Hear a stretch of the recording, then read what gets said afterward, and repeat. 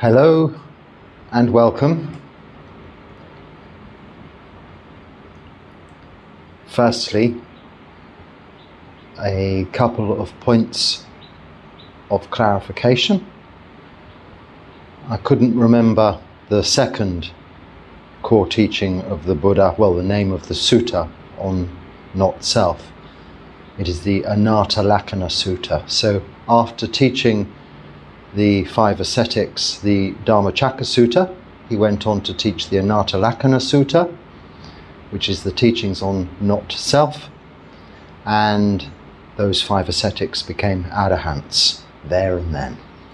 This you'll find also in the chanting book, and that is a good place to start, a good place with all of these suttas for a concise way of understanding the core teachings of the Buddha.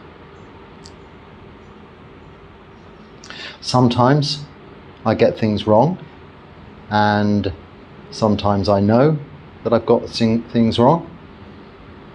Sometimes I don't know, and then I welcome correction, as we all make mistakes. Usually these are, in this situation, are when one slightly uses the wrong word or terminology and it gets misinterpreted, or I have misinterpreted it. So with regards to alcoholism, I referred to what I thought was a commonly used expression when referring to people who have suffered from addiction to alcohol as recovering alcoholics, whereas I've been informed, and I appreciate that alcoholics actually refer to themselves within the organisation of Alcoholics Anonymous, themselves as recovered alcoholics. Now that is a whole different meaning to recovering. But I was really referring to the idea of considering, or alcoholics, so to speak, considering themselves alcoholics by means of that label. But I do appreciate the correction or the information. I was coming from a place of ignorance there, not enough information, or perhaps actually delusion. The information was there. I have been in the past to those Alcoholics Anonymous meetings and have experienced and had conversations with many people who are members of that organisation. And I must have misheard. I thought they said recovering, but recovered makes a lot more sense. There was also quite a string of debate in the context of that comment, which I don't get into those discussions. That's between yourselves if you wish to. I don't have the inclination to go further into those threads of conversation. However, I noticed there's some toing and froing. I think it's really only fair to say that anyone trying to deal with an addiction must do it the way that suits them, and if it works, great. Yes, all encouragement and power to them. For me, I would say that the Alcoholics Anonymous or the 12-step program wasn't really something that I could get to grips with. I preferred the just grin and bear it, cold turkey, suffer for a while, and don't talk about it, bury it, forget about it. Now, a lot of people would disapprove of that way of approaching giving up of anything. But for me, that way of giving up many things to now, I don't know, 15 years later, seems to work. We all still have, until finally we have got rid of desire, we all still have the potential to go back to these things. But to go back revisiting and remembering with many others who are struggling, it may be helping them, but whether or not, when such a high percentage of them are dropping away and falling back to the old habits, it's a good idea. For me, it wasn't. It also did very heavily rely on a higher power.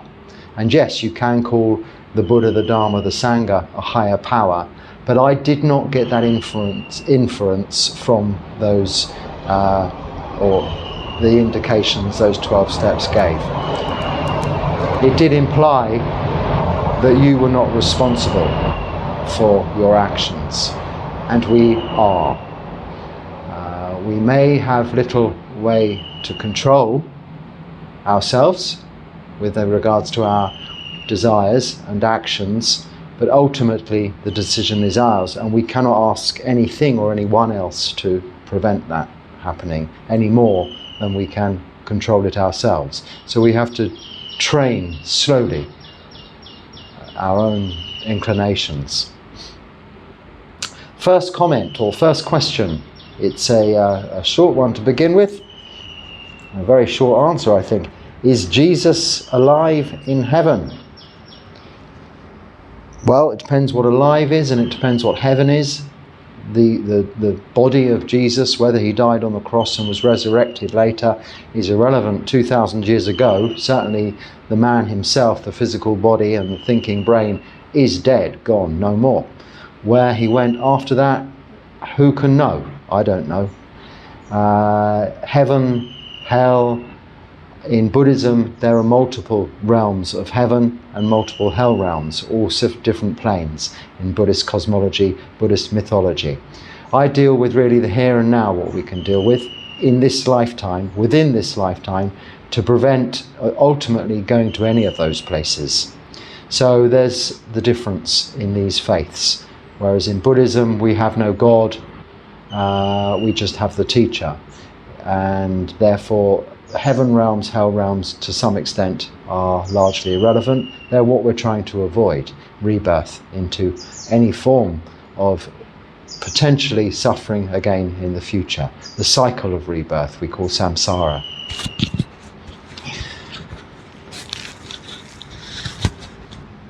So the next question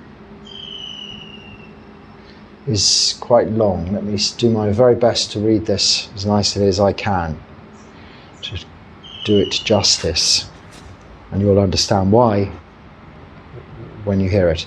Hi there. I have a question I'm hoping to understand better. Recently, I've found Buddhism through a series of life situations, and recently with this genocide in Gaza. Witnessing so much suffering, I started helping families there, and even just taking them and even just talking to them, because they currently have no hope, and even just sending them messages helps them. So part of my journey to Buddhism has been opening my eyes to realities in the world. But if I express this in Buddhist spaces, I am silenced or blocked or deleted, etc. Should Buddhist spaces not be accurately aware of all the atrocities on earth and be open to having them mentioned? I have been so happy to find Buddhism, but also I felt excluded and unwelcome, all because of talking about my path to get here. If Buddhism is this closed off, I guess it's not for me. But the principles all make sense, and practicing generosity is also part of it, or what has led me here. So it feels very strange to be silenced. Appreciate any insight. I hope I read that. I did as best. I'm not very good at reading things out loud. I never have been. I used to dread it at school if we had to read from a book. I admire these people who can read the suttas out loud online and such like. I mean, I really couldn't. I prefer to just talk ad lib. Anyway, this is. I'm interested to air your words here, because you say you've been silenced and not paid attention to. So, I mean, I can't comment on that. Here, certainly, all comments are read by myself, and usually if there's a question, aired here. And this is what we're doing now. And I'm sure others would read your comments also sympathetically. Now, firstly, let me just this is not silencing or ignoring your specific path or how this individual got or found Buddhism. But I have to some extent generalize in order that it's applicable to all. If we were to exclusively discuss a particular war, the situation that you refer to with regards to the genocide in Gaza, and I must qualify all of these comments by saying I do not watch the news and really have very limited knowledge or information as to what's going on in the world, other than I know that there are always wars going on, and have always been, and until such a time comes where all human beings, the whole of humanity, is free from greed, hatred and delusion, there will always be war. Whether an argument between family members or neighbours in a street, arguments between countries, or world wars. However small, however large, there is fighting, all based on greed, hatred and delusion. These defilements, these kilesas, we're trying to eradicate from our lives individually by means of generosity, giving and helping others. The best way we can do that is not only through these 4 Brahma Viharas we call in Pali metta, loving kindness, karuna, compassion, mudita, joy for others, and then finally upekkha, equanimity. Primarily there we're talking about karuna, compassion. Now you have a very compassionate nature and are assisting a particular cause, and this is generosity on your part, which goes towards developing your practice. You're developing wholesome mind states by doing good, by giving, by practicing generosity. And this is a parami, a quality that we develop within ourselves. One of the first in the 10 parami we call dana. So whether it led you, whether your compassion came from the wars going on in the Middle East, or let's say in Russia and Ukraine, or whether there's a war perhaps in, I don't know, the South Americas, or even some place that we haven't even heard of, and you're assisting with that, or a charitable cause, or whatever it is you're doing, it is all good. It is generosity. It is, of course, practicing dana, and this is a very important aspect of Buddhism.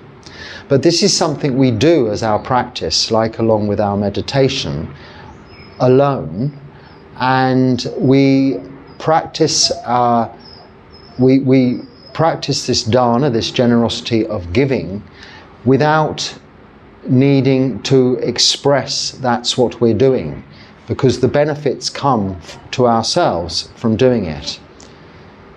Now, by being Buddhist practitioners, by keeping sila, by practicing meditation, by developing wholesome mind states, eradicating unwholesome mind states, we are slowly eradicating, eventually, greed, hatred and delusion. And by this, setting an example to others as to how to ultimately attain to freedom from suffering within this lifetime. Now, it is not ever going to be achieved through fighting or greed, as we, with already that amount of wisdom, know.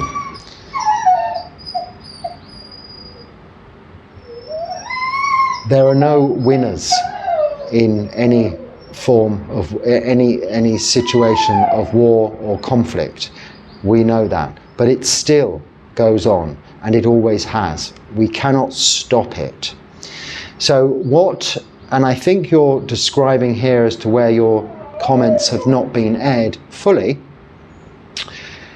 what we're probably looking at here is a forum of Buddhists discussing Buddhism and the practice.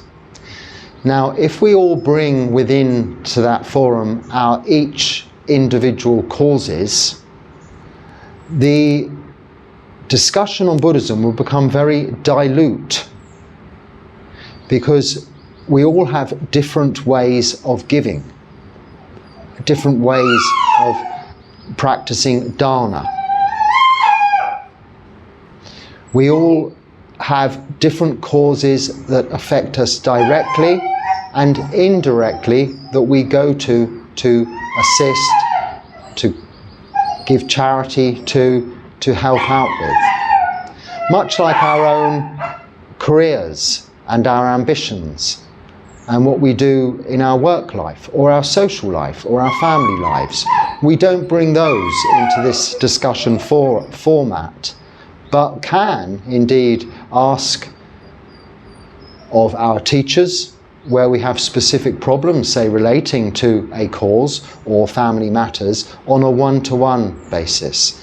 But in what seems to be the world of discussion forums, I suppose known as social media, if one has a particular view to air, then particularly in Buddhism, it would perhaps be considered as not necessarily the place to do that, because people are all coming from different sides of any one story, and leaving that behind them to look at the way forward to achieve our goal of eradicating greed, hatred and delusion.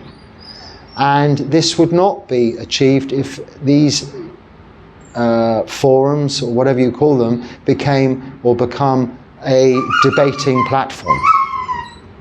So that is the only reason I can think. Now, we cannot ever end all of the wars that are going on in the world. But we can give as much as we possibly can to help out through generosity. And this is a quality we develop. That is discussed. The development of these qualities. Generosity. Excuse me, I'm going to have to deal with a little issue we've got going on here.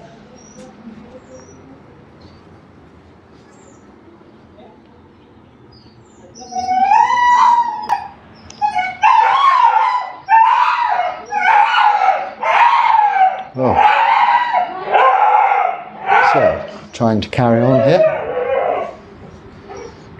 The war going on here is between the dog and one of the local wanderers who wanders through here, and the dog down the little track there starts, as you probably heard, whining and screaming. I don't think it sounds too loud to you, but I really cannot, it echoes around this room. I can't hear a thing what I'm saying.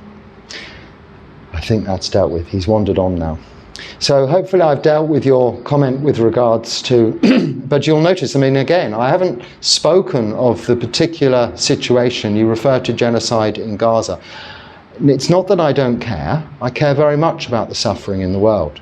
But this is what the Buddha teaches us. There is suffering, dukkha, cause of suffering, which I've just spoken of, desire or greed, hatred and delusion. And the only way we can see this end of suffering is by practicing the Noble Eightfold Path, as I discussed at some length yesterday, and also developing these qualities of generosity within ourselves to set that example to others of how we can live harmoniously within our own communities and with each other, but also externally help others. But we cannot bring into just these forums practically. It's not that others don't care, but it's not practical for us all to discuss political situations going on individually, because there are so many at any point in time, and none of those situations will ever be resolved.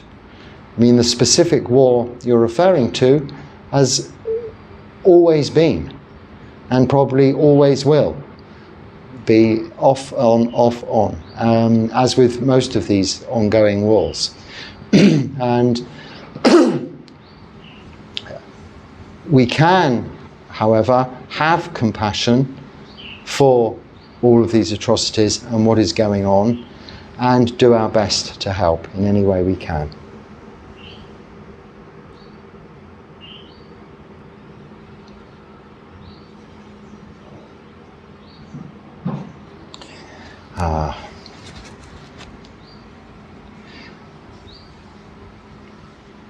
So there's another debate that goes on. I'm not going to read the particular comment specifically,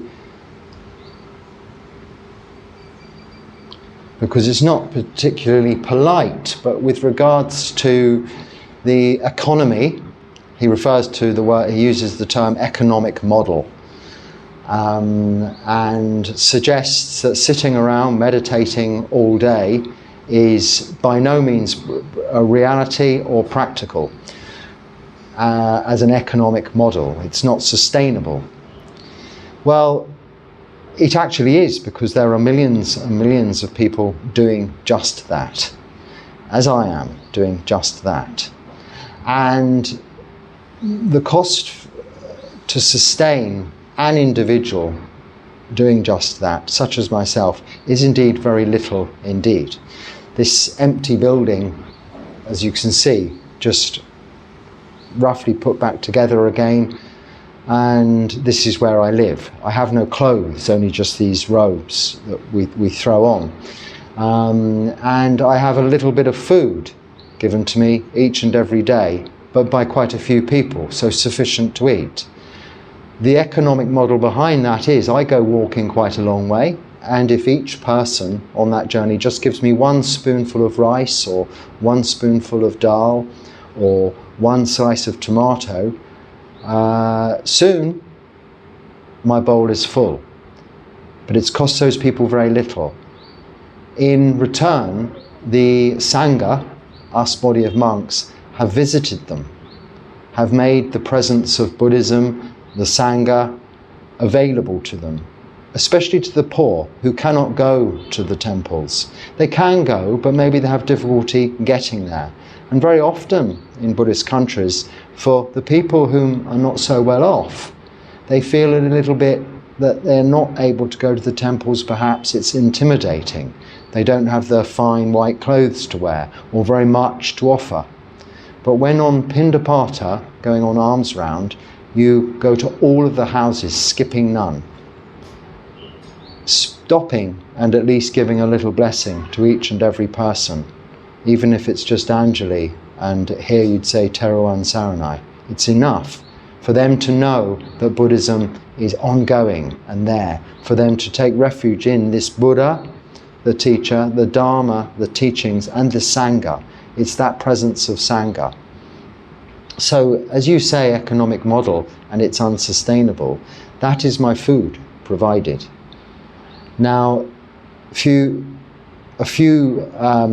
other things, of course. You're looking at me on this YouTube, so this phone, this is provided on loan to me for this purpose, as is the internet, which somebody, not myself, somebody pays for, because monks don't use money, they're not part of the economy. We're estranged from that somewhat, but not very many people have to donate not very much to make it possible for me to be able to share the Dharma with you. And then actually, yes, sit around squatting on the floor, as it's referred to in the comment, all day long meditating, which is the ideal scenario for a Buddhist monk, until tomorrow when I go on Pindapata again. But people come here, I'm able to discuss with them the Dharma, talk to them, help them with meditation, so that they also can do the same. But we don't all have to do that, and the Buddha actually prevents or suggests that it's not practical, and makes monks dependent on lay people for that reason, in order that we always have lay men, lay women, monks and nuns, the fourfold assembly, the four legs of a table which remains steady. Without one of those components, it becomes shaky. Without the support of the lay people, the Sangha will not survive. And without the Sangha, well, Buddhism and the practice would soon drift away within the lay community also.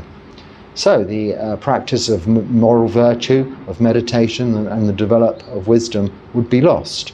And that is our purpose. And our cost, our charge for that is zero. It is nothing. The years of training we go through is by way of renunciation. We give up all we had in worldly life and just take dependence on our teachers to learn this practice of Sila, Samadhi, Panya, albeit in the furthest extreme of the sense, but in a way that we can then go forth, as we say, as homeless mendicants, homeless beggars, but not going out after that one time early in the morning, giving each and every a few people, many people, the opportunity to just give us a little to sustain us for another 24 hours. Nothing more than that is asked. So it is a sustainable economic model.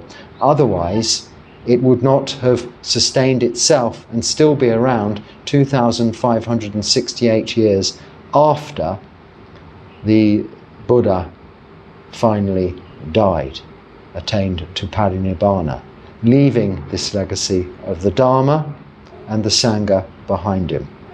So I would suggest that for over 2,500 years, that is pretty well sustained.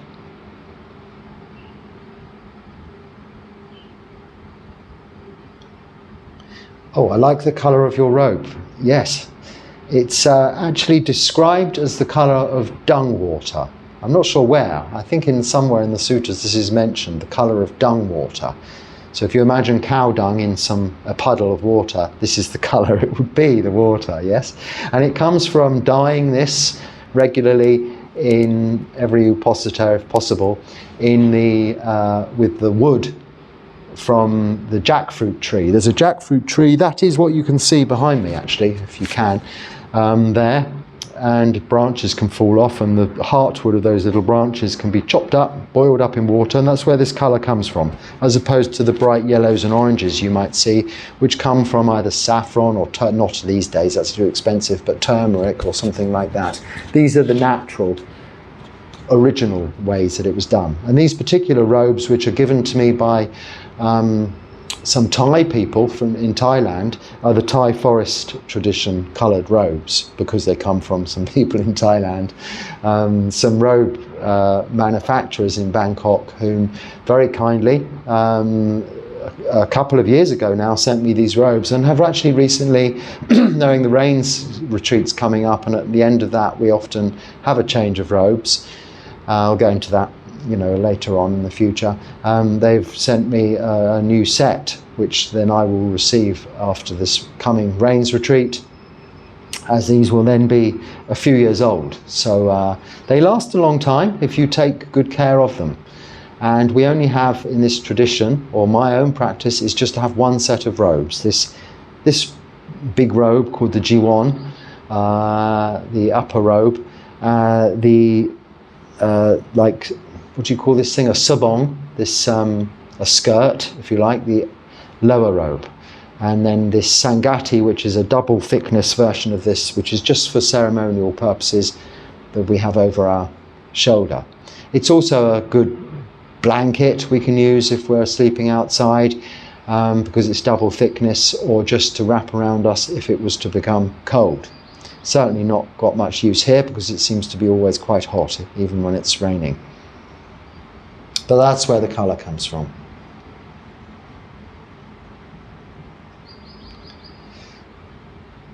Okay. I'm going to have to skip that one, it's rather too long.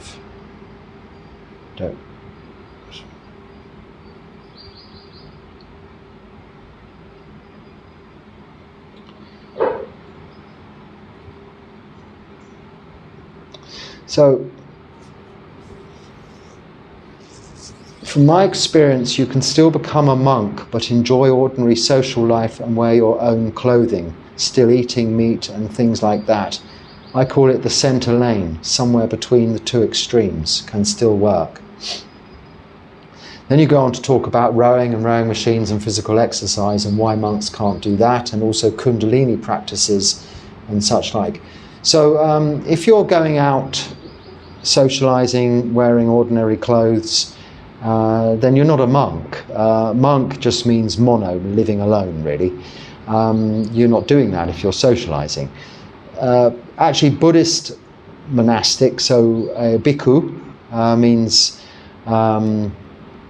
homeless wanderer. So this bhikkhu that we are, of a fully ordained Buddhist monk, either lives in a community or alone, but only in a community with other monks. Firstly, the meat has no relevance. We can eat meat if it's offered. We don't have to be vegetarian to be monks, but we cannot wear our own clothes. We have to shave our heads and we wear just these simple robes, as I've just discussed, I've just talked about. And the middle path is, this is not an ultimately ascetic life, or it might be considered as such by comparison to life in the West, as it is today.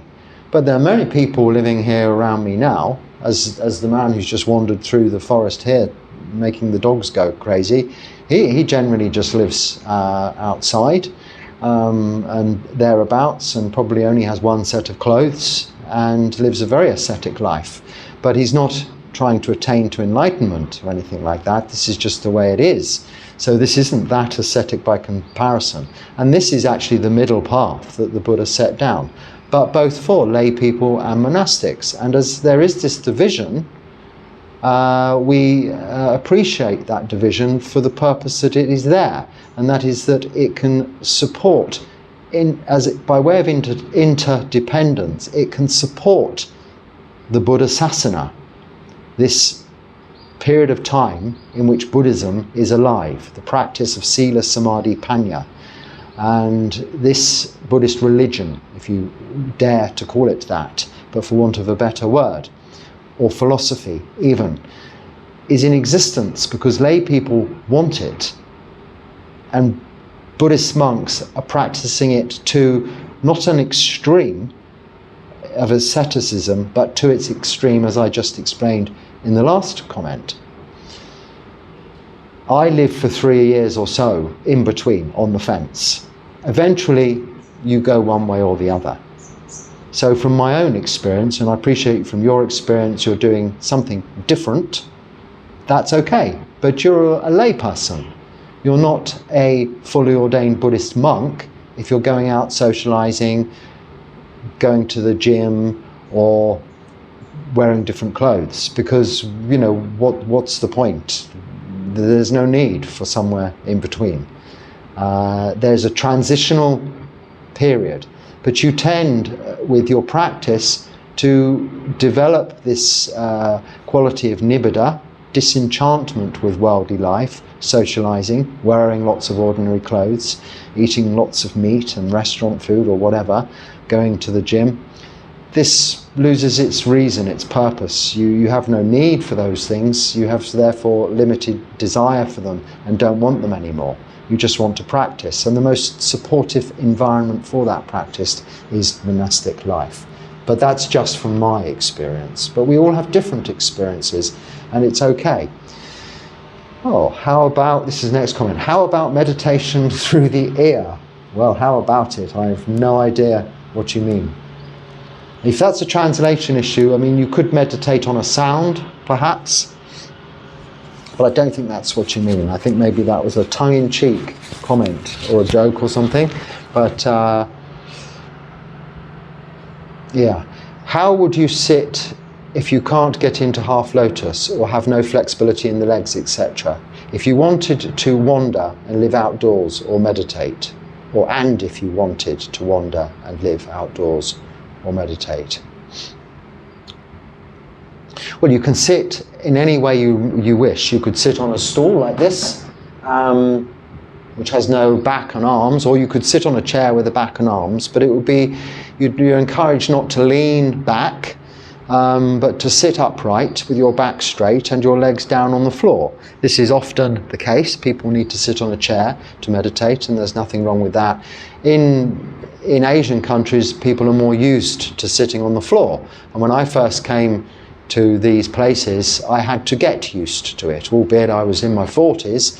I was used to sitting on sofas, big comfortable chairs, office chairs, comfortable cars, and sitting on the floor was excruciatingly painful for me at first, but I eventually got used to it because I wanted to. I'd made that determination, well, you know, if they can do it, so can I. Perhaps it was a bit brash, but I'm glad I did because it didn't take long.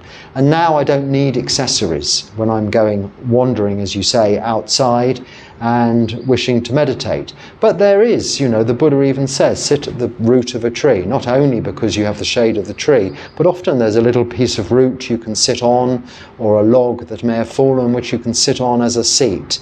So there are plenty of ways to get around it. Sitting doesn't have to be in the lotus, the half lotus, the Burmese position. We don't have these rigid yoga terms for our posture. The Buddha says we can practice whilst sitting, standing, walking and lying down. This doesn't discount really anywhere in between. There are, however, ways we don't encourage lounging around or having too much by way of cushions and comfort that you're going to have to keep adjusting, because the purpose of being able to sit and meditate is to stay still. And the reason I sit on a hard floor and no cushions is because from years of sitting in meditation, it's the only way proven to me, through my experience, that you do not get pins and needles, cut off the blood supply or numbness. It is indeed uncomfortable at first, and even now when I first sit it takes a little while to adjust, but very soon if I go to my ordinary posture I can just settle into that position without thinking too much about it. I mean, as you see during these talks, I don't move a great deal. I'm a little animated, so the movement is coming from my excitement of talking about the Dharma, my hands waving around. But there's no need for my legs to be crossing and uncrossing, or me to be shuffling around in my seat. My base remains firm, or as firm as it can. And I'm able to spring up afterwards without too much difficulty because I'm not cutting off any of the blood supply. And you too, if you're sitting in a chair, can achieve the same results. But if you lean on cushions, lean on arms, lean back, then this is just a position that will require you to move more quickly. Because if you're leaning one way, eventually, quite soon, you'll need to lean the other. The art is to keep everything straight and centered and balanced so that gravity has its effect, has you feel the weight, but you let it all settle down to one point that isn't putting any particular undue pressure in any one area.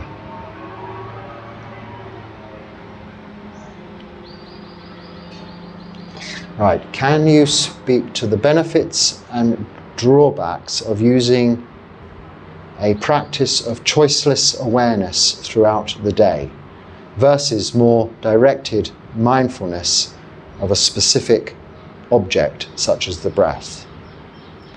If the goal is liberation, what should I focus on? They feel distinct but connected, maybe one nested within the other.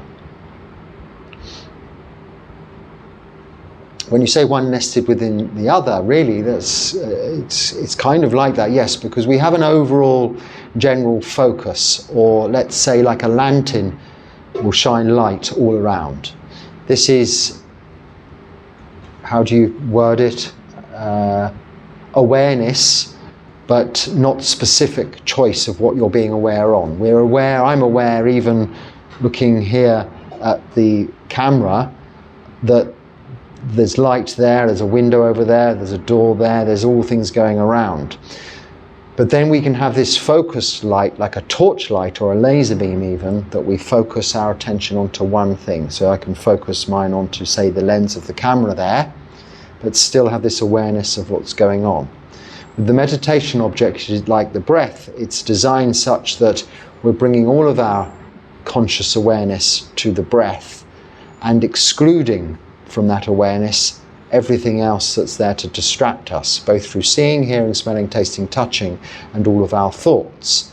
And this is how we develop eventually samadhi. So yes, you have one, generally, awareness or mindfulness of the present moment, here and now. And that is necessary, samasati, right mindfulness, in order to develop sama samadhi, right samadhi, this focused attention on one meditation object.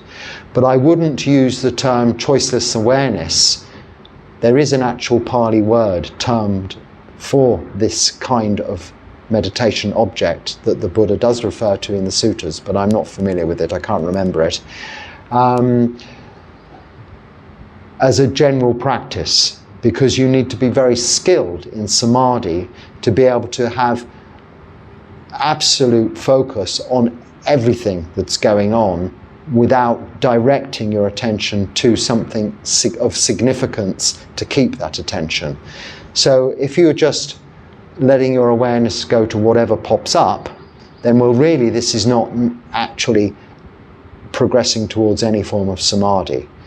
To some extent it isn't even mindfulness, because if something pops up there, it might be taking your mindfulness away from what then is popping up there, and vice versa. So I'm not sure, other than for the very skilled and advanced practitioner, that choiceless awareness is something that is of much use.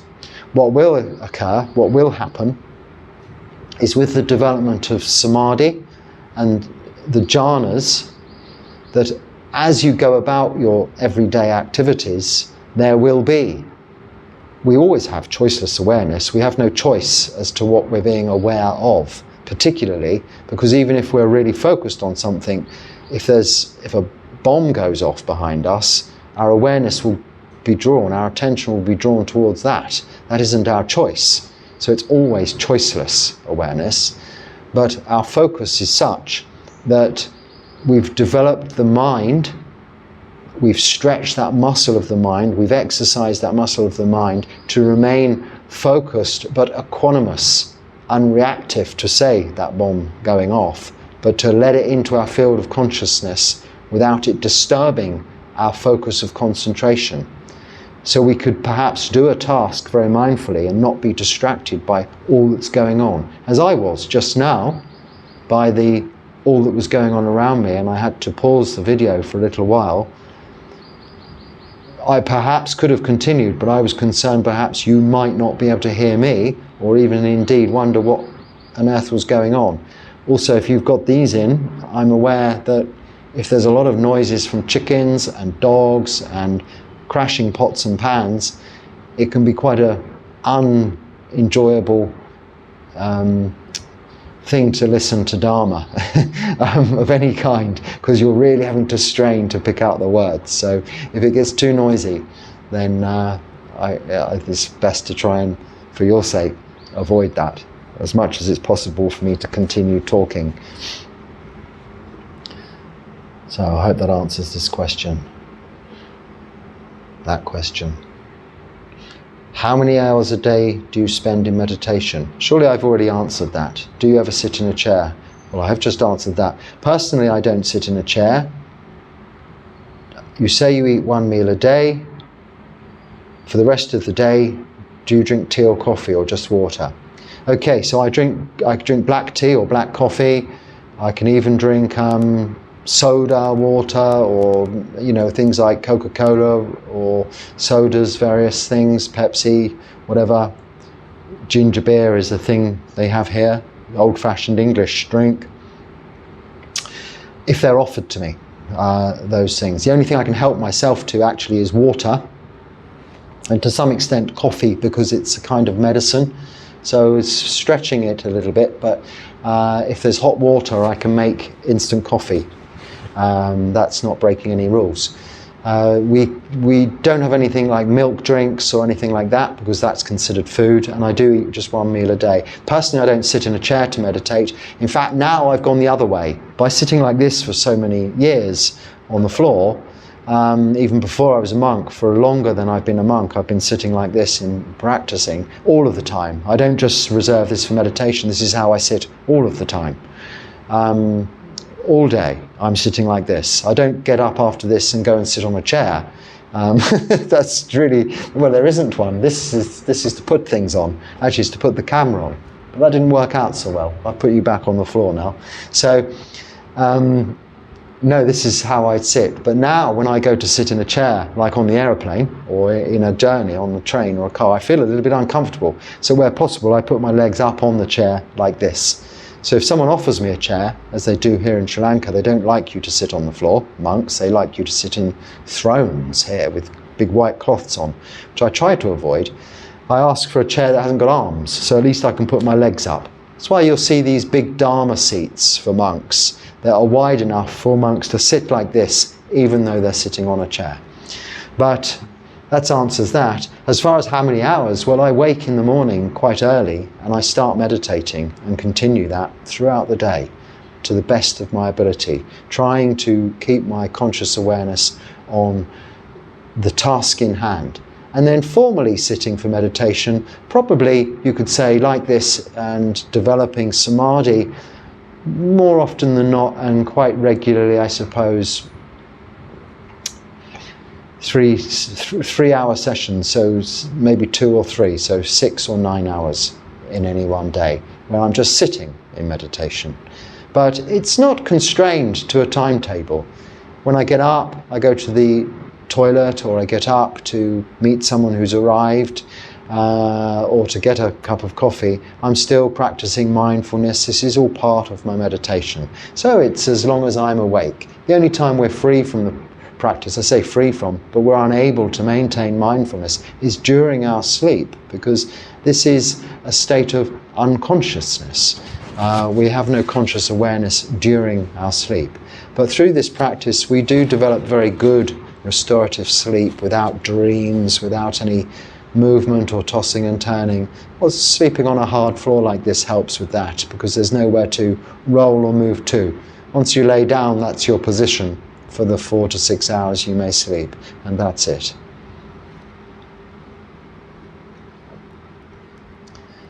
Does medicine mask suffering? So if you make medicine for a living, are you actually prolonging the suffering of others?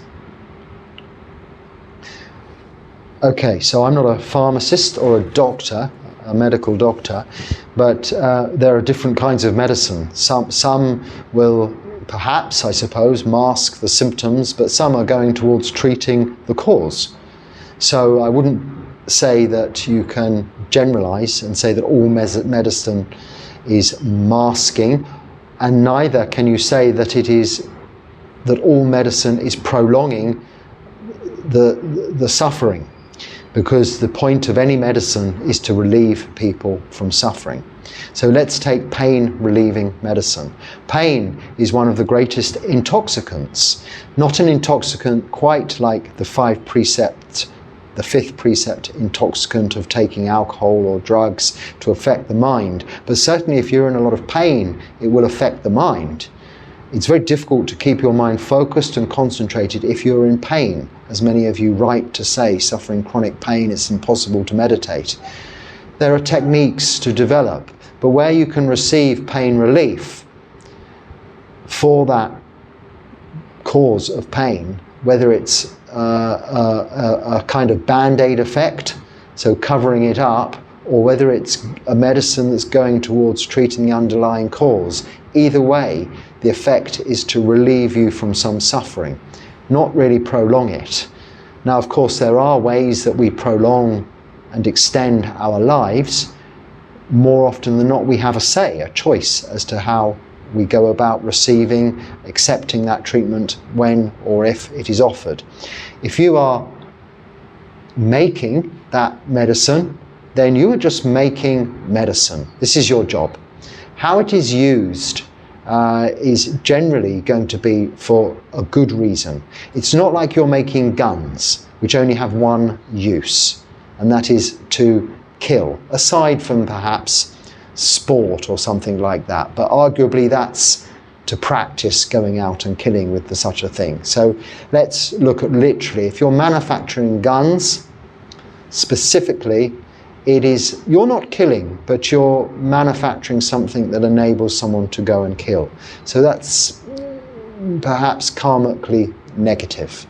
But if you're manufacturing medicine, the intention is that it is to relieve suffering. Now, of course, all medicines can be abused, and all medicines can go towards prolonging suffering through either abuse or indeed extending someone's life beyond what they would naturally have and experience by way of suffering ordinarily without that medicine. But you, as a manufacturer of medicine, are doing something that is needed, otherwise there wouldn't be. Now, I'm not giving a whole okay to the whole pharmaceutical industry, saying that's not for me to do so anyway. I don't engage in such topics of discussion. But specifically, you're asking, if you make medicine for a living, I'm assuming you're either working in a pharmacy or you're in a factory that makes pills, then I don't think there's any harm that you're doing there. In fact, I think you're probably doing good. Well, I really ought to draw this to a conclusion now. Oh, this is actually the last comment for now, so that's a good point, to a time to draw it to a conclusion. But I'll read this. I wish I could come to a place like this to learn in person. Well, you're here now. If you're hearing me reply to this comment, you're coming to this place like this to hopefully learn in person. Anyone is welcome to come and visit here, but appreciably it's quite difficult, not only to get here. When you get here, it's quite difficult to find accommodation. I don't live in a big monastery or temple where we have lay people's accommodation or provide for them as yet, nor will I probably ever. But people coming here, and they do come to visit me, stay locally without too much difficulty, but that's not available to all, of course. But these days, with this kind of forum like YouTube, and I'm sure there's other things, I only know this, I only do this, and that's limited. But this is where you are coming to my place. You are in my home where I sit, meditate, eat, sleep. My whole day exists within these four walls. It might look different because I sit that side sometimes that side, and even out there sometimes. But this is my world, and you're invited. And I say to you at the beginning, hello and welcome. Welcoming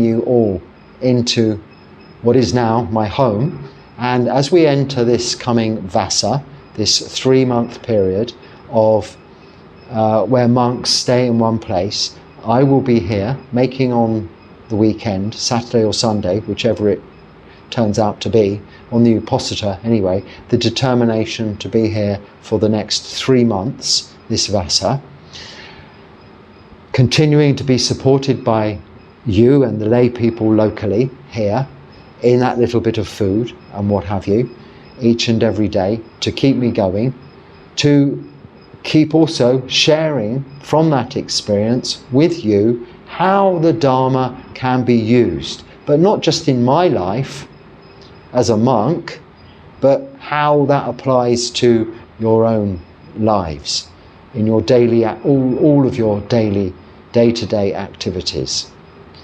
and how meditation helps us all arrive at eradicating these defilements of ours, of greed, of hatred and delusion, and setting for others an example without going out teaching and proselytizing. Some people get into some kind of debate or try to with me, but it's not for me to argue about, for or against the teachings of the Buddha. I've chosen to practice what he's shown us, this Noble Eightfold Path, to the best of my ability, and found it to be useful. Whether you apply that to alcoholism, whether you apply it to our financial situation, or whether you apply it to our emotional states, I found it to be successful, just as the Buddha taught it, without argument, without debate, without variation. And that is how I convey it as best as I can, to the best of my ability, often with some mistakes, but to others. This, I hope, is useful to you, and if it is, please use it, and if not, just let it go, and whatever is working for you, you can continue with that, because after all, it's working. But the Buddha's teachings are simple and are just that, a way, a path leading us happily and comfortably, whether as lay people or as monks, towards Nibbana. So until next time, be happy and stay well. Sukhi Hotu.